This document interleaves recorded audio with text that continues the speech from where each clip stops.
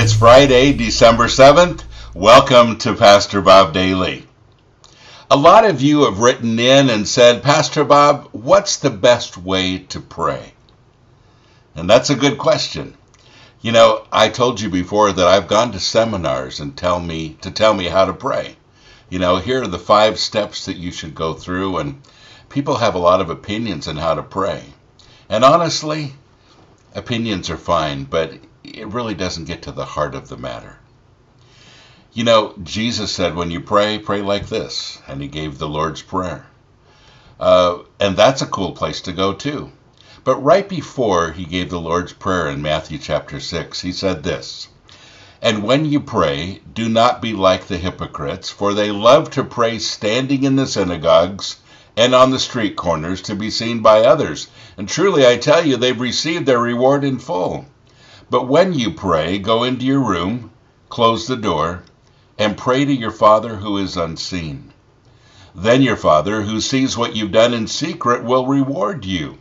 And when you pray, do not keep on babbling like the pagans, for they think they will be heard because of their many words.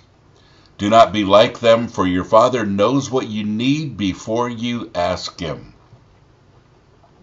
Now, there's a few things here that are important.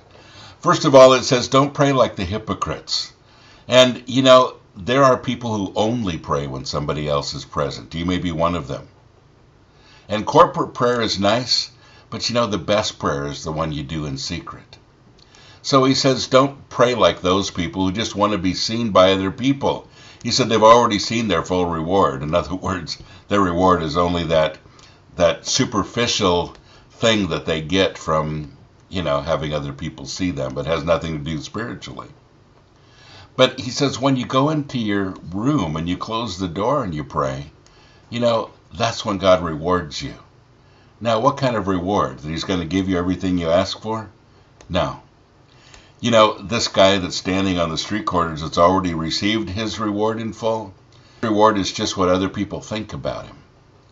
Your reward, though, is what God thinks about you. How God views you and your relationship with God. Now, you know, we can have those prayers like the pagans that it says when they have many, many words, you know, and they go on and on and on, and, you know, that doesn't feel very good when you're praying just in secret to God. He says, don't be like them, for the Father knows what you need before you even ask him. So the question is, why even ask?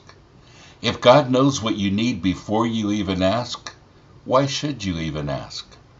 Well, you see, this is where it gets exciting.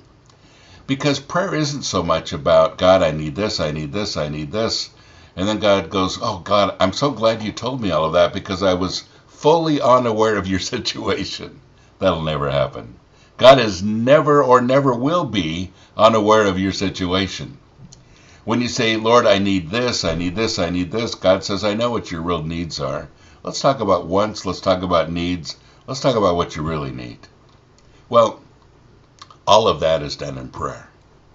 When you spend time with the Father and you open up your heart and communicate with God in prayer, that's when you learn, that's when you receive. But folks, it isn't just about asking for stuff. God already knows what you need. It's about tuning your heart with God's heart. That's the best part about prayer. Now, should you tell God what's on your heart, even if you're asking for something? Of course. Tell him everything that's on your heart. You know, that's the whole thing. God wants to hear your heart.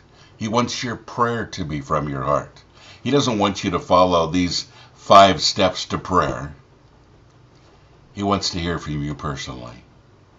And folks, I always think it helps when you view prayer as you would anything else in life. When you're talking to somebody else and you speak to them and you get out your notes so you know what to say.